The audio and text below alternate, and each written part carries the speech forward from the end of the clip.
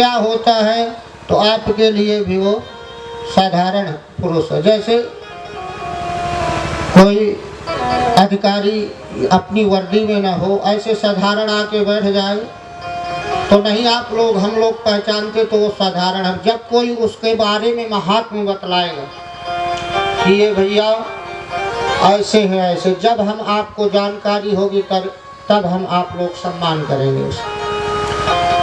तो ये श्रीमद् भागवत ग्रंथ की श्रीमद् भागवत ग्रंथ की जो ये महात्म कथा है 6 अध्यायों में है। इसमें वर्णन किया गया है कि भागवत जी को सुनने से क्या होता है, भागवत जी कितने लोग सुने, कौन कौन उद्धार हुआ और कितने से पापी कौन कौन से तर गए, कितने पितर तर गए, और इस कथा से क्या क्या होता है, किसकी क्या मनोकामना है, वो कैसे पूर्ण होती है, ये श्रीमद् भागवत जी के महात्म्य में वर्णन किया गया है। तो आज थोड़ा कथा का समय विलंब, प्रथम दिवस में कुछ विलंब ही हो जाता है, कलश यात्रा भी हुई और कुछ कारणों बस सामग्री एकत्रित करने में, व्यवस्था करने में प्रथम दिवस था। तो आइए चलिए हम आप लोग जितना महात्म की कथा हो सकेगी आप लोग श्रवण करेंगे। कल से ठीक 2 बजे हम आप लोग उपस्थित होंगे और हरी इच्छा तक जब तक आप लोग सहयोग देंगे हम आप लोग श्रीमद् भागवत गंगा में गोता लगाएंगे और भगवान की कृपा से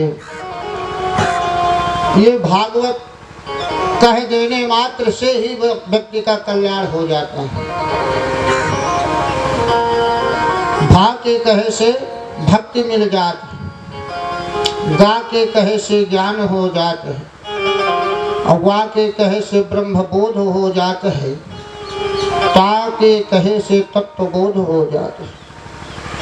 केवल भागवत मुख से कह देने से इतना ज्ञान हो जाता है, भक्ति मिल जाती है भगवान की और हम आपको ज्ञान हो जाता है कि जीवन में कैसे रहना चाहिए, कैसे व्यवहार करना चाहिए, माता पिता के साथ कैसे रहना व्यवहार करना चाहिए, बंधुओं के साथ, परिवार के साथ, सभी के साथ। ये जो श्रीमद् भागवत कथा है आप लोग श्रवण करेंगे 7 दिवस पर्यंत।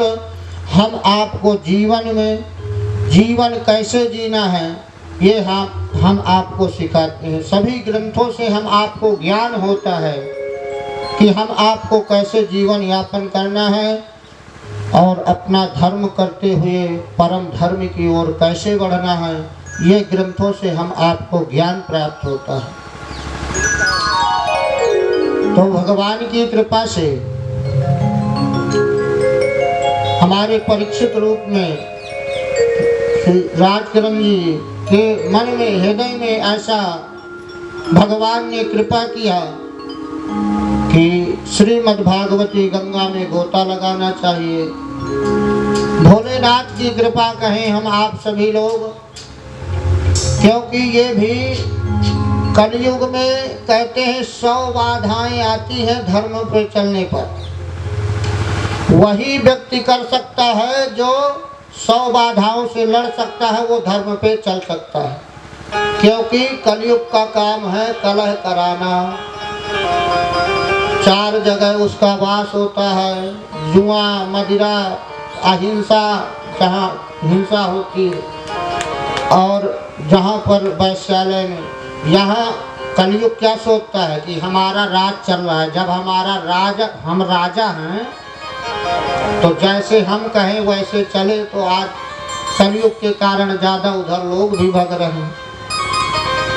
पर कहते हैं सत्य मार्ग पे चलने पर थोड़ी कठिनता तो है, पर सफलता बाद में मिलती है। पर पहले भगवान परीक्षा लेते हैं या कली महाराज थोड़ा विघ्न डालते हैं तो आप लोगों ने भी देखा कि कई विघ्न बाधाएं आए पर भैया का संकल्प रहा।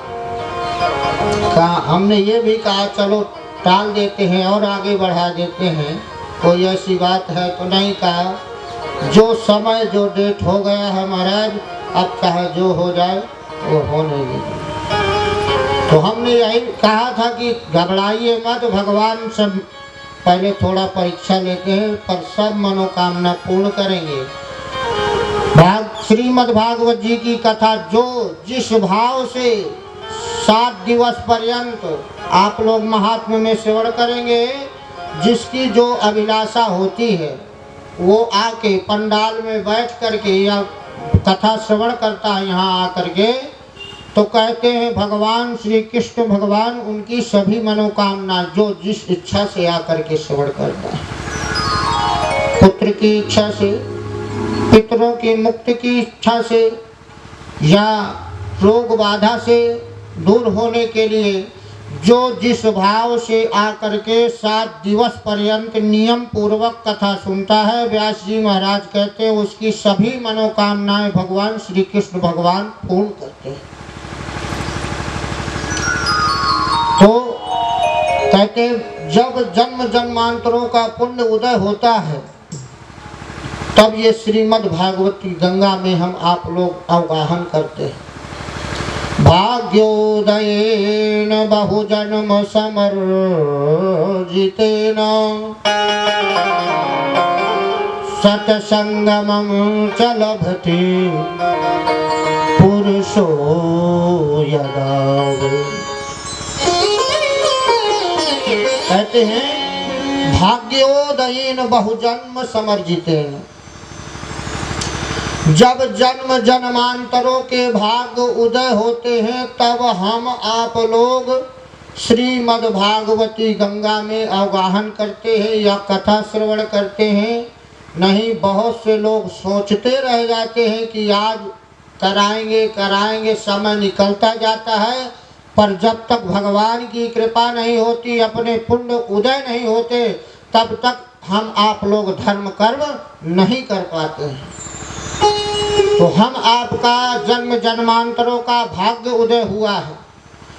सत्संगमं च लभते पुरुषो यदा वै, जब जन्म जन्मांतरों का भाग्य उदय हुआ, सत्संग का हमें लाभ प्राप्त ये तब हुआ। तो इस अवसर में श्रीमद् भागवती गंगा में हम आप लोग प्रेम पूर्वक आइए। प्रथम श्लोक में व्यास जी महाराज कह रहे हैं, सच्चिदानंद रूपाय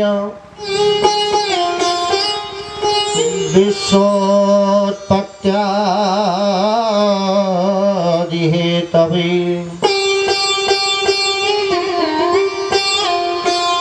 तापत्रय विनाशाय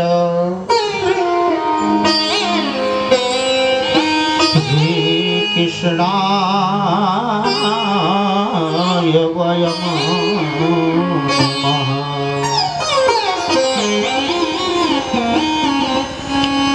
सच्चिदानंद रूपाय, प्रथम श्लोक में प्रार्थना की गई है भगवान की सच्चित आनंद स्वरूप परमात्मा की। तो सच्चित आनंद केवल भगवान में ही प्राप्त होता है। सत्स्वरूप परमात्मा है, जो पहले भी थे, मध्य में भी हैं और अंत में भी रहेंगे। वो क्या है? परमात्मा सत्य स्वरूप परमात्मा है। और चित माने प्रकाश, जो स्वयं प्रकाशित है, किसी के प्रकाश की आवश्यकता नहीं। जो स्वयं प्रकाशित है वह परमात्मा है। और आनंद स्वरूप है। हम आपको सच्चा आनंद तभी प्राप्त होता है जब हम आप भगवान की शरण में चले जाते हैं। कैसे? ये छोटे छोटे साधनों से आनंदित नहीं हो जाते।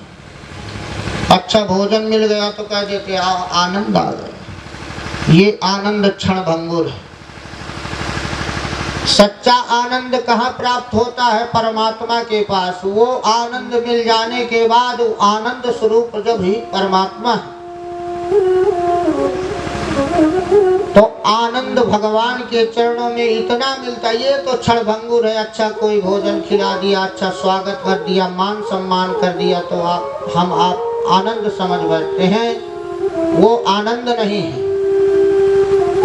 आनंद क्या है? आनंद है भगवान के चरणों में, भगवान के मार्ग पे चलने पे, वहीं से हम आपको सच्चा आनंद प्राप्त होता है। आनंद स्वरूप परमात्मा। और क्या करते हैं परमात्मा? विश्वोत्पत्त्यादि हेतवे, इस विश्व का पालन करते हैं, पोषण करते हैं, फिर लय भी कर देते हैं। वो परमात्मा के ही हाथ में है। हम आप भूल बैठते हैं, हम आप सोच बैठते हैं कि ये हम चला रहे हैं। ये हम आप लोगों की भूल होती है। कोई सोच बैठे कि ये घर हम चला रहे, या हम ये नहीं करेंगे तो ये नहीं होगा। अरे भैया, अभी आप हो तो ये काम हो रहे हैं, जब नहीं थे तब भी ये काम हो रहे थे, और जब नहीं रहोगे तब भी कोई ऐसा पुरुष आ जाएगा जो आपका काम संभालेगा। हम आप लोग भूल में रहते। परमात्मा ही सभी को प्रेरणा देते हैं और वैसी बुद्धि करते हैं, और वही ही विश्व की उत्पत्ति करते हैं, वही ही भगवान पालन पोषण करके लय करते हैं। और क्या करते हैं परमात्मा? तापत्रय विनाशाय, तीनों तापों